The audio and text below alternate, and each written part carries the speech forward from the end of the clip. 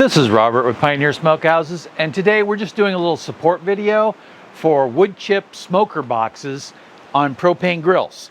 I went ahead and brought my propane grill over here, and this is a well-used grill. I use it to sear off my meat after I'm done smoking it, or if I use the sous vide or any other grilling that I'll do, I typically just use this because it's just so convenient. Now, of course, it's nowhere near the flavor of some yummy charcoal, but this is one way that we can add a little bit of flavor to it.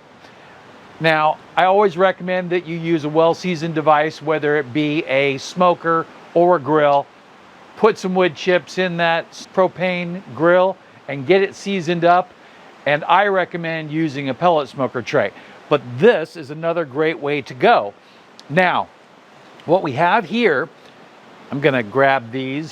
These are my Weber hot gloves, and they've been outside, so they're a little worse for wear, but they can always be thrown in the washer.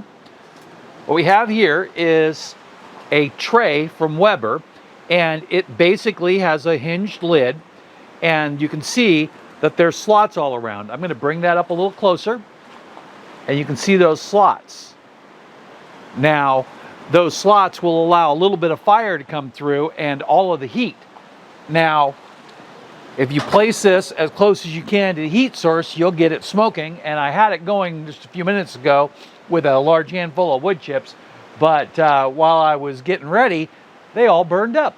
So no problem there. I went ahead and used that. Now, I did just buy these new ones just for this video, but I've been using similar ones for years and they work fine. Now, the directions call for wetting your wood chips, but if you follow me at all, you'll know that I am not a fan. I do not like steam in my food. If I want steam in my food, I'll put a pan of water in there. I won't put wood chips in my machines. Now, this one over here is a generic brand and it's called the Skyflame, and you can find the link for that down below. The nice thing about it is it has this V shape. Now, the V shape doesn't match every heat deflector, so you can either bend your heat deflector a little bit, which I'm not a big fan of. You can use a little bit of tin foil, which I do like. You can make a little bit of a block to hold it in the middle. In this case, what I've done is I slid it all the way to the back after I loaded it, and then by pushing it against the back of the grill, it has a level surface to hold on to. And it's working fine the way it is. You can see here that it's coming out with smoke.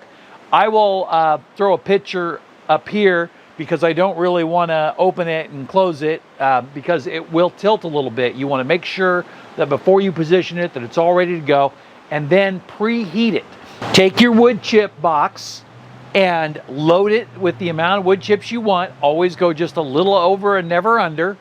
And then put it on here a good 30 minutes before you're ready to grill or whatever you're going to do, and get it going. And then you can adjust it down just a little bit so that way you don't have to worry about it catching on fire. If you leave it really close to the fire on high, it will catch on fire, and then yeah, you'll get some smoke from it, but mostly it'll just burn, be out of control. Now, a couple of other things that I wanted to talk about is I use this brand of wood chips on a regular basis, and these wood chips and chunks are a little bit smaller than a lot of other companies use. Gonna grab a handful right here. This is what the wood chip looks like. And this is really small. Now let me grab some of the wood chunks.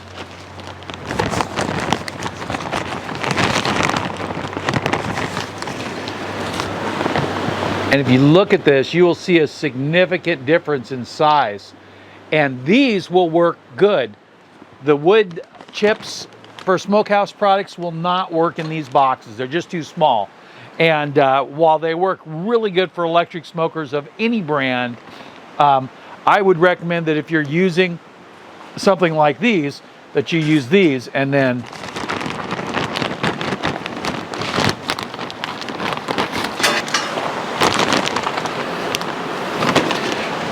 so I went ahead and put a couple handfuls in there. I'm going to show you that real quick. And then all you have to do is get it as close to the flame as possible. I'll put it in there and I'll lower the lid and I'll put it right there and make sure that the flame is on high, and then give it 30 minutes to get heated up and smoking, and then I can throw my food on there. So now that I've got all this going and I've showed you these two things, what I'm going to do is I'm just going to go ahead and I'm going to throw a couple of New York strips that I bought from the store earlier today on there, and then just let them cook really slow. I will turn this down on the lowest setting that I can get it. I just want the smoke to come out, and I don't want to overcook it. We just lower the temperature as much as possible. That is one thing that with a propane grill you have to be real careful, is that if you're searing, that's great. You boom, boom, you're done. But if you're trying to get a low, slow temperature for a smoke, you really have to watch it close. I just wanted to share this with you so that way we could put it in the website article. And if you want more details written, the link for that article is directly below, or if you're on the website, just go ahead and check it out. Remember, the manufacturer recommends that you soak the wood chips for 20 to 30 minutes. I do not recommend that. First thing that has to happen for the wood chips to start smoking is for them to dry out. So it makes no sense to me, and logically I can't wrap my head around that. So you do what works best for you and what your favorite flavor is. Food is subjective, so it's up to you. Try it both ways. If you're having a problem with it lighting on fire, give it a try wet. I prefer not to. Anyway, go ahead and check out the pictures of the finished product here, and you'll see what I'm having for dinner. Have a great day, and thanks for watching.